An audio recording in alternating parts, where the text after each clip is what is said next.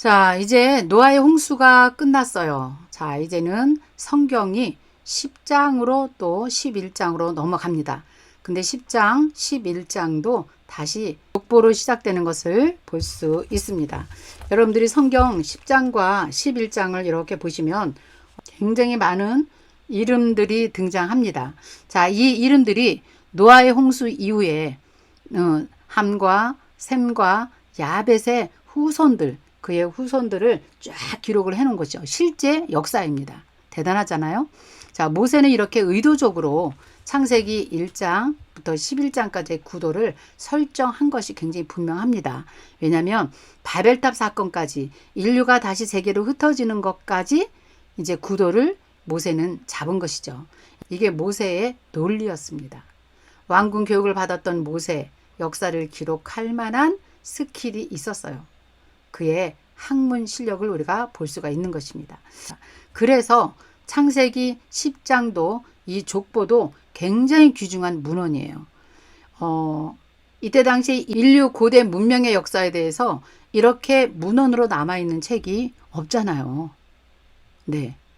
얼마나 정확한 이 문헌을 우리가 지금 날마다 들고 교회를 다니고 있는 것입니다. 창세기 12장에 아브라함부터만 여러분 보셨잖아요.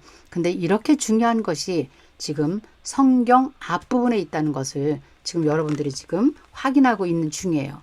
자, 10장, 11장 그렇게 중요한 족보로 또 시작을 하는 것입니다. 자, 여기 수록된 이런 이름들, 모세가 이해하고 있었던 당시의 학계 자료들이라고 생각이 듭니다. 지금부터 약 3,500년 전에 당시에 학문하는 사람의 안목을 우리가 볼 수가 있는 것이죠. 많이 보신 그림이죠. 노아 홍수 이후에 이렇게 흩어져서 세계로 이제 나가는 그런 인류의 초기 역사를 우리가 볼 수가 있는 것이죠. 자, 여기 여러분 한번 보시면 가나안 땅, 가나안 땅, 하나님이 주시기로 한 그 가나안 땅이 셈의 후손이 아니에요. 여기 보시면 함의 후손이에요. 아프리카 쪽 함의 후손이 가나안 땅을 차지하고 있을 때 하나님의 백성들이 그 가나안에 들어가서 그 땅을 차지하며 살았던 겁니다. 가나안은 셈의 후손이 아니고 함의 후손이 자리를 잡고 있었던 땅이구나. 이런 것도 여러분들이 알고 계시면 굉장히 좋겠죠.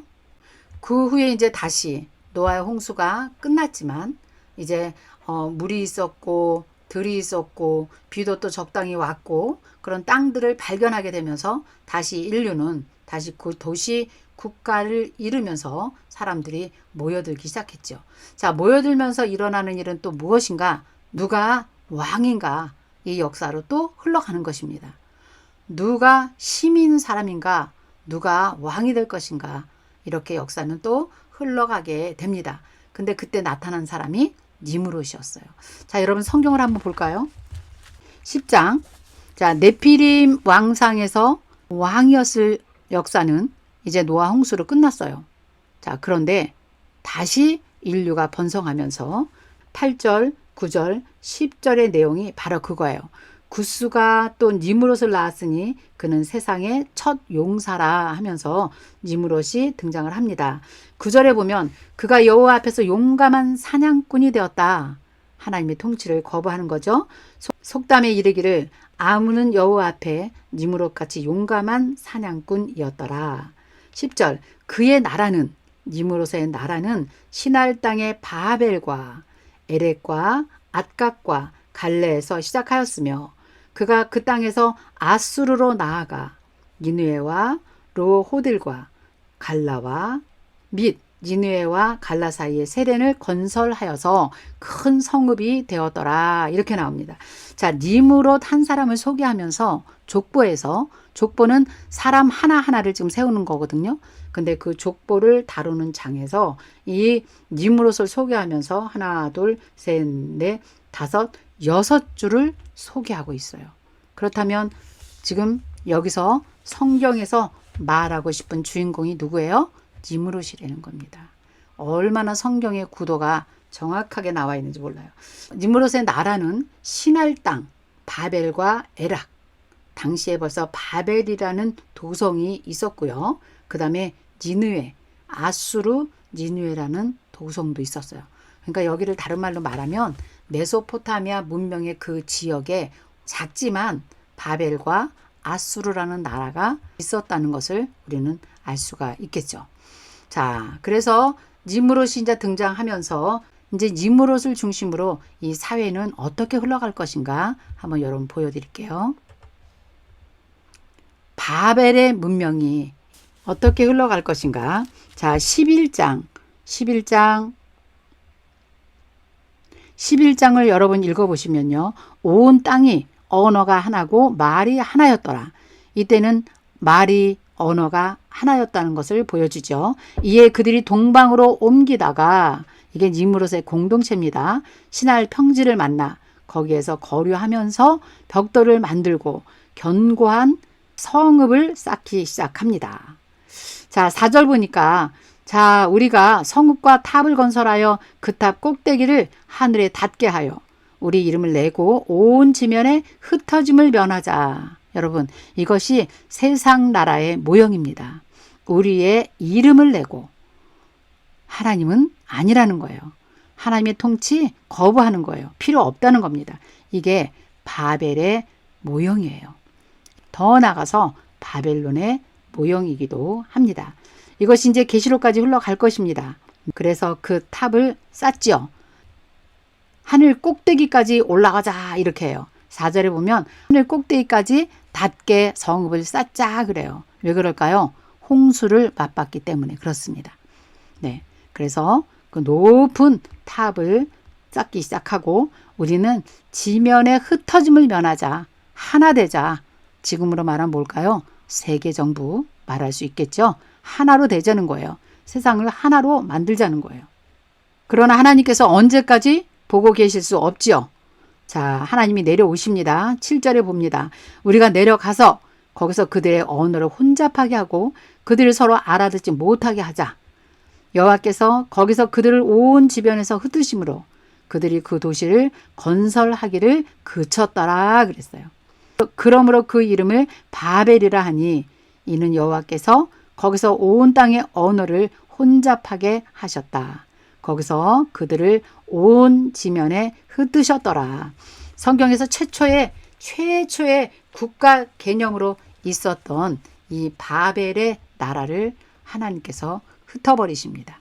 자, 그렇다면 오늘 우리가 이 PPT에서 보는 것처럼 이 바벨의 문명이 결국은 요한계시록까지 언급되고 있는 것입니다. 이해가 되시나요? 우리가 창세기 11장 이 바벨탑의 사건을 이해하지 않으면 요한계시록을 볼 수가 없어요. 결국 인류 문명 대표 세력은 결국 심판대 앞에 서게 될 것입니다. 힘 있는 자, 세상의 왕들, 내가 최고라고 그들이 말하고 있지만 역사의 종말에는 하나님이 심판의 주로 왕 대신 예수 그리스도가 승리의 주로 다시 오실 것입니다. 바벨탑 사건이 끝이 심판이듯이 세상 나라 왕들은 왕이 아닙니다. 진정한 왕은 하나님이십니다. 아멘. 맞지요, 여러분? 진정한 왕은 하나님이십니다. 그래서 우리가 요한계시록을 지금 많이 보잖아요. 그래서 이단에 빠지시는 분들이 너무 많고 그 다음에 잘못된 성경 해석으로 신앙생활을 건강하게 하지 못하는 분들이 너무 많습니다. 성경을 정말 건강하게 읽을 수 있어야 돼요. 지금 제가 여러분들에게 하는 것처럼 여러분도 이것을 이해하고 성경을 읽어 주셔야 돼요. 그래야 우리가 요한계시록도 또 건강하게 해석을 할 수 있어요. 자, 요한계시록 하나만 달랑 해석을 하면 안 돼요. 거기 나오는 바벨, 요한계시록 18장에 나오는 그 바벨이 사실은 여기 11장에 나오는 이 바벨과 연결이 돼야 됩니다. 왜냐하면 11장 안에 있는 이 인류 일반 역사가 세상의 모델이었거든요. 그렇다면 지금 우리가 저와 여러분이 살고 있는 이 시대에도 이 모델이 그대로 적용이 되는 것입니다. 바벨의 니므롯이 가장 힘세고 당시에 엄청난 제국을 이룬 것 같지만 결국은 하나님이 그를 심판한 것처럼 세상 나라의 모형 이 바벨도 마지막은 예수 그리스도가 왕으로 오심으로 그들을 심판하신다는 것입니다. 자, 제가 요한계시록 지금 18장을 지금 펴놓고 있어요. 자, 볼게요. 요한계시록 18장 2절. 힘찬 음성으로 외쳐 이르되 무너졌도다 무너졌도다. 큰 성 바벨론이요 귀신의 처사와 각종 더러운 영이 모인 곳과 각종 더럽고 가증한 새들이 모인 곳이 되었도다. 또 그 음행의 진노의 포도주로 말미암아 만국이 무너졌으며 또 땅의 왕들이 그와 더불어 음행하였으며 땅의 상인들도 그 사치의 세력을 치부하였도다. 어때요, 여러분? 우리가 지금 창세기 11장에서 니므롯의 나라를 지금 보고 왔잖아요. 지금 똑같은 현상인 것을 지금 보게 됩니다. 그러나 10절 보겠습니다. 그의 고통을 무서워하여 멀리 서서 이르되 화이또다 화이또다 큰 성 견고한 성 바벨론이여 한 시간에 내 심판이 이르렀다 하리로다. 아멘. 결국은 이 바벨의 나라는 마지막 때에 무너지고야 말 것입니다. 그러나 그때를 우리가 지금 살아가는 이 시대에 말씀 앞에서 우리가 서 있지 아니하면 우리는 다 속는 자예요. 가증한 것들에게 우리가 속임을 당하고 살 수 있어요. 여러분 지금도 성경을 날마다 보지 않고 성경을 날마다 먹지 않고 살아가는 사람들의 생활 어떻습니까? 너무나 중요한 얘기입니다, 여러분. 우리는 지금 시대를 분별하고 시대 앞에서 주님 오실 날을 기대하며 성경을 분석하고 올바로 볼 수 있는 저와 여러분이 되었으면 좋겠습니다. 마지막으로 다시 오실 왕, 왕 중의 왕 예수 그리스도. 바벨에서 시작된 성경의 주제가 요한계시록까지 가도 초점의 주인공이 될 수밖에 없는 이유 무엇일까요?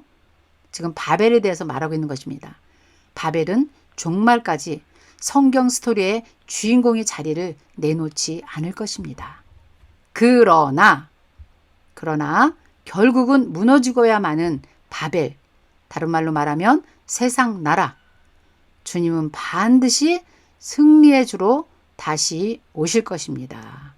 아멘.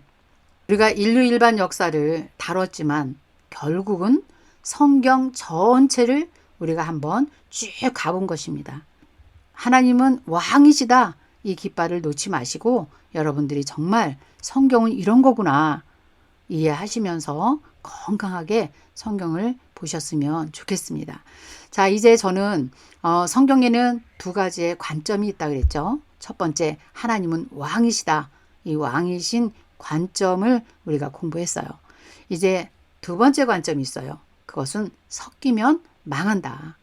섞이면 심판이다. 이런 주제가 있거든요.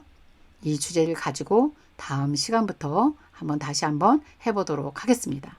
자, 오늘은 여기까지 하겠습니다. 여러분 감사합니다. 말씀으로 날마다 승리하세요.